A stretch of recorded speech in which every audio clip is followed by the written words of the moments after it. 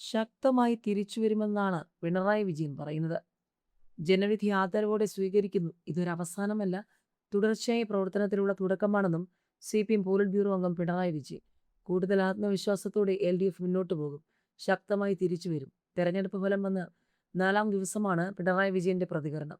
UDFനെ അഭിനന്ദനങ്ങൾ അറിയിക്കുന്നു. ജനങ്ങളുടെ ജീവിത നിലവാരം ഉയർത്തുന്ന ഏത് നല്ല നടപടിയെയും പിന്തുണയ്ക്കും. ജനവിരുദ്ധ തീരുമാനങ്ങൾക്കെതിരെ ശക്തമായി പ്രതികരിക്കും. ഉത്തരവാദിത്വമുള്ള പ്രതിപക്ഷമായി പ്രവർത്തിക്കും.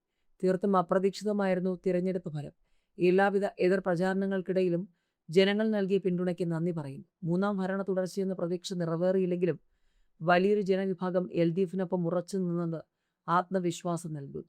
തെരഞ്ഞെടുപ്പ് ഫലം സമഗ്രമായി പരിശോധിക്കും. ജനവിധി മാനിച്ച് കൂടുതൽ ശക്തമായി പ്രവർത്തിക്കാൻ തയ്യാറാണ്.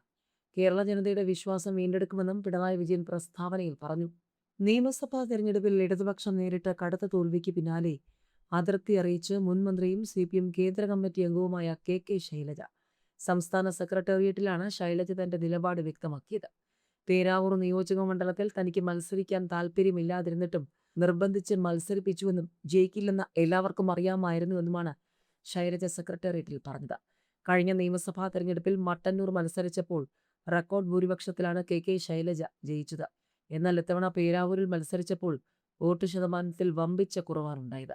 UDF സ്ഥാനാർത്ഥി സണ്ണി ജോസഫ് 14,000-ലധികം വോട്ടുകൾക്കാണ് പേരാവൂരിൽ ജയിച്ചത്. സ്വന്തം നാടായ ഇരിട്ടിയിലെ പായം ഗ്രാമപഞ്ചായത്തിലെ 13 ബൂത്തുകളിൽ ശൈലജ ലീഡ് ചെയ്തപ്പോൾ 12 ബൂത്തുകളിൽ ലീഡ് ഉയർത്തി തൊട്ടു പിന്നിൽ സണ്ണി ജോസഫ് ഉണ്ടായിരുന്നു. ഇടത് വോട്ടുകളിൽ പോലും CPM സ്ഥാനാർത്ഥിക്ക് പ്രതീക്ഷിച്ച വോട്ട് ലഭിച്ചില്ല. ഇത്തവണത്തെ തിരഞ്ഞെടുപ്പിൽ ശൈലജയെ മട്ടന്നൂരിൽ നിന്നും പേരാവൂർ മണ്ഡലത്തിലേക്ക് മാറ്റിയത് വിവാദമായിരുന്നു. KK ശൈലജയെ പേരാവൂരിൽ സ്ഥാനാർത്ഥിയാക്കിയത് തോൽപ്പിക്കുന്നതിന് വേണ്ടിയാണെന്ന് CPM വിട്ട TK ഗോവിന്ദൻ വിമർശിച്ചിരുന്നു. എന്നാൽ തെരഞ്ഞെടുപ്പിൽ പരമാവധി സീറ്റിൽ ജയിക്കുക എന്ന പാർട്ടിയുടെ ലക്ഷ്യം നിറവേറ്റുന്നതിനായാണ് മണ്ഡലമാറ്റമെന്നായിരുന്നു പാർട്ടി നിലപാട്. മട്ടന്നൂരിൽ CPM സ്ഥാനാർത്ഥിയായി ശൈലജയ്ക്ക് പകരം മത്സരിച്ച VK സനോജ് 14,000-ലധികം വോട്ടുകൾ നേടിയാണ് വിജയിച്ചത്. ഭൂരിപക്ഷത്തിൽ കഴിഞ്ഞ തവണത്തേക്കാൾ വലിയ കുറവാണ് ഇത്തവണ മട്ടന്നൂരിൽ ഉണ്ടായത്.